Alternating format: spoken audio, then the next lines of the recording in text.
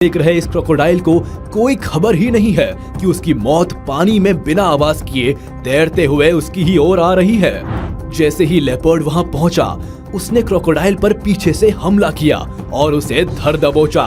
Crocodile इस अचानक हुए हमले से बौखला गया और उसे संभलने का बिल्कुल भी वक्त नहीं मिला। देखते ही देखते लेपर्ड ने उसे मौत के घाट उतार दिया और अपने भोजन को खींचता हुआ पानी से बाहर ले आया। क्रोकोडाइल, जो खुद इसी तरह घात लगाकर शिकार करता है, आज वही शिकार हो गया। ये जंगल है भैया, यहाँ कोई 30 मार खान नहीं है। जंगल राज खत्म करने की ठान ली है।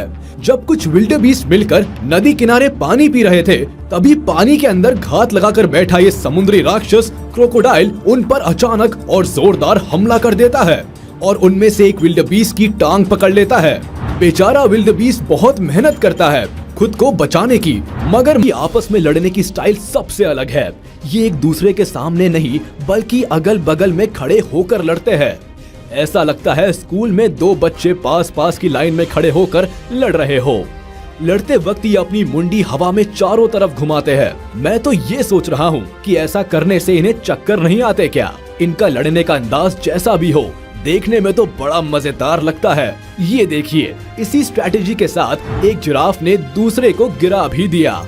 वाह भाई साहब, आपने तो कमाल कर दिया। जीत आपकी हुई।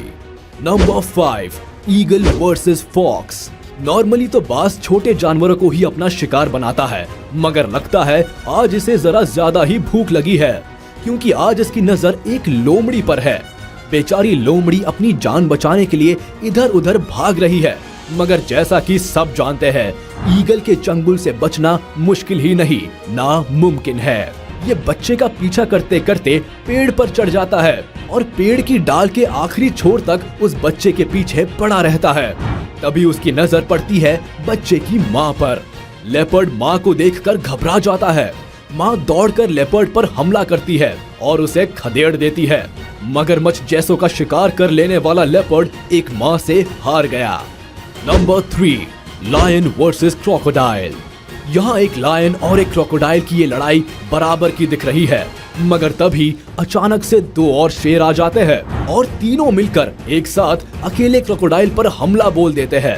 ये क्रोकोडाइल के साथ धोखा है, मगर क्या किया जा सकता है, ये जंगल है और खुद शेर इसका राजा। जो वो चाहेगा वही होगा।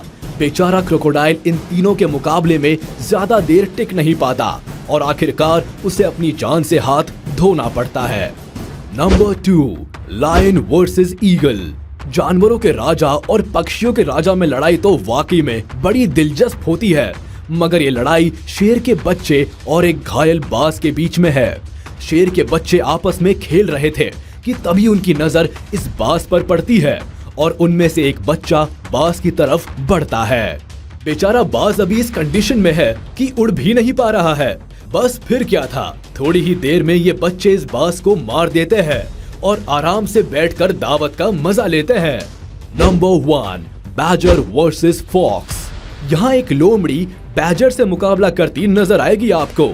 दरअसल बैजर की नजर लोमड़ी के बच्चों पर है और अपने बच्चों को बचाने की खातिर ये फॉक्स इस बैजर का मुकाबला कर रही है, मगर लड़ाई का अंजाम दुखद होता है और आखिरकार लोमड़ी को अपने बच्चों सहित स्वर्ग की सैर के लिए निकलना पड़ता है।